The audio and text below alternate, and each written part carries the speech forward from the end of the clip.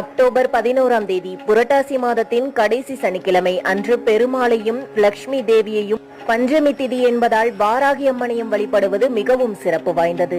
அன்று பெருமாளுக்கு விரதம் இருந்து துளசி மாலை அணிவித்து துளசி தீர்த்தம் வைத்து அகல் விளக்கில் நெய் தீபம் ஏற்றி மற்றும் மாவிளக்கு தீபம் ஏற்றி ஒரு வாழை இலையில புளி சாதமோ தயிர் சாதமோ லெமன் சாதமோ பெருமாளுக்கு பிரசாதமாக படைக்கலாம். பெருமாளையும் லட்சுமி தேவியையும் துளசி இலையால் அர்ச்சனை செய்து தீப தூப ஆராதனை காட்டி பிரசாதத்தை முதலில் காகத்திற்கு வைக்க வேண்டும். சனிக்கிழமை முழுவதும் பஞ்சமி திதி இருப்பதால் அன்று மாலை நேரத்திற்கு மேலாக வாராகி அம்மனை வழிபாடு செய்யலாம். அன்று வாராகி அம்மனுக்கு உகந்த சிகப்பு நிற மலர்களை சாத்தி அகல் விளக்கில் நெய் தீபம் ஏற்றி கிழங்கு வகைகளோ தயிர் சாதமோ அல்லது சர்க்கரை பொங்கலோ நெய்வேத்தியமாக படைக்கலாம். வாராகி அம்மனுக்குரிய மந்திரங்களை சொல்லி குங்கும அர்ச்சனை செய்து வழிபாடு செய்யலாம். முடிந்தவர்கள் தேங்காயில் நெய் தீபம் அன்று ஏற்றலாம். இது போன்ற பதிவுகளுக்கு நம்ம சேனலை மறக்காம சப்ஸ்கிரைப் பண்ணிக்கோங்க.